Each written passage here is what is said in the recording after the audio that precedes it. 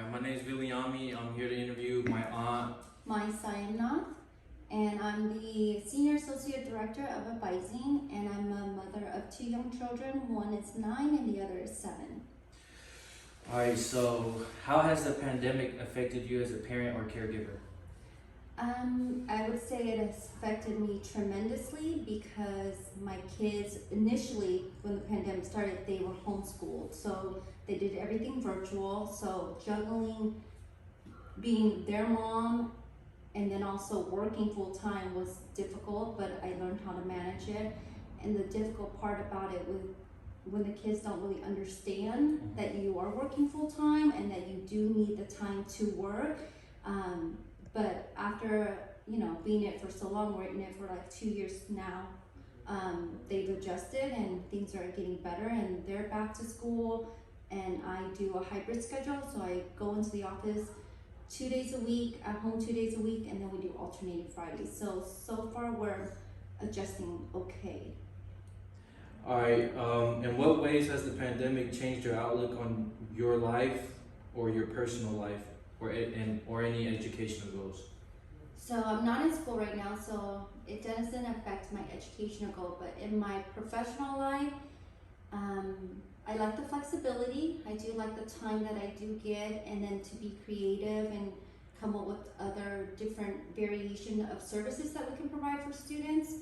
I will say that our department was really old school. We did in-person advising for the longest time, and this really pushed and forced us to come up with something a little bit better. So now we are able to provide not only in-person advising, we do virtual advising, and then we do evening hours as well. So it was nice to be creative and then also try to be where we're meeting the students where they're at.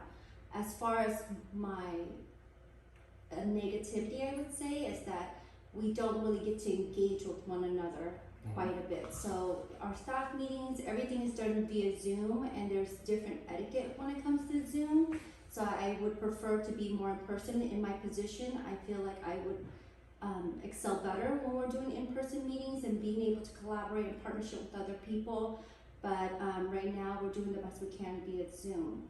As far as my personal life, I think there's pros and cons to everything. So in my personal life, the pro would be that I get additional time at home with the kids, get to help them out, get to pick them up, doing things that I didn't get to do prior to the pandemic.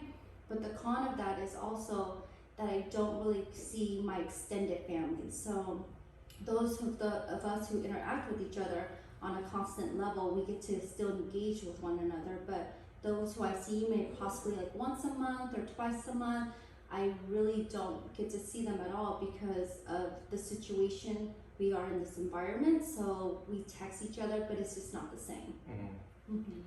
Has the pandemic changed the way you connect with friends, family, or your community, and how so? Yeah, so that alludes to what I shared at the end. So most definitely, with my family, intermediate family, no, because we definitely make the time for each other and we feel comfortable around each other, and we also, what we call each other, like we isolate each other with each other, so we feel comfortable with one another. But as far as my extended friends, I see what they're up to via social media. We chit chat social media or through text, but that's really it. Like a lot of our text is more like, I miss you, I can't wait to see you, hopefully one day we can connect again. So that part has been very different.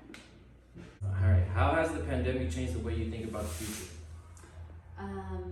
I think for me it's unsettling because everybody keeps talking about this is the new normal, and there's factors about the new normal that I don't like, such as having to wear a mask all the time. I mean, I understand all for health reasons and following CDC guidelines. However, that is not something that I'm used to. So I prefer to not have to wear it, being able to be social, not having to worry about capacity everywhere I go, if I'm gonna get in, having to call in ahead of time. So all the preparation work in terms of what I'm gonna do, that has to be really thought out.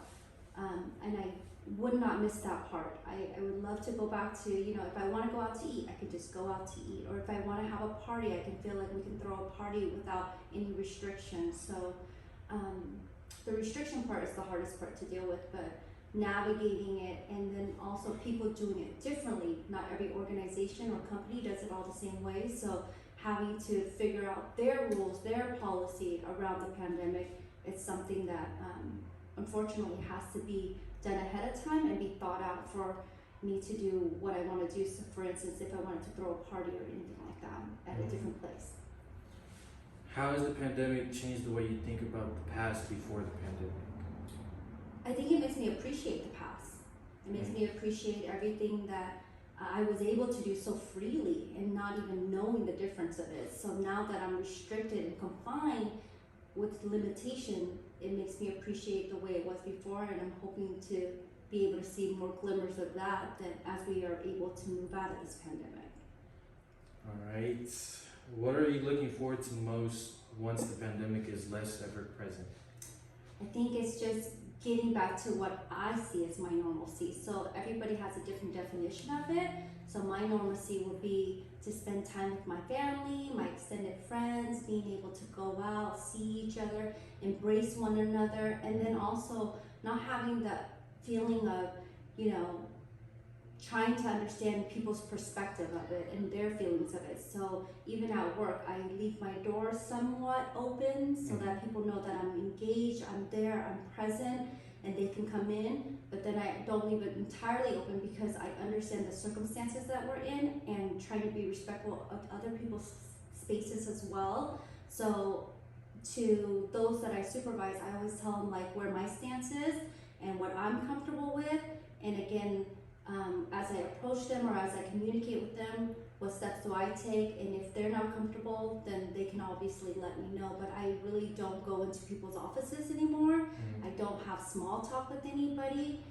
Really, if I'm trying to communicate, I communicate via Teams, instant messaging, I email, I phone call them, or I call them via Teams. So there's a lot less interaction in person. Overall, how do you think the pandemic has shaped you as an individual?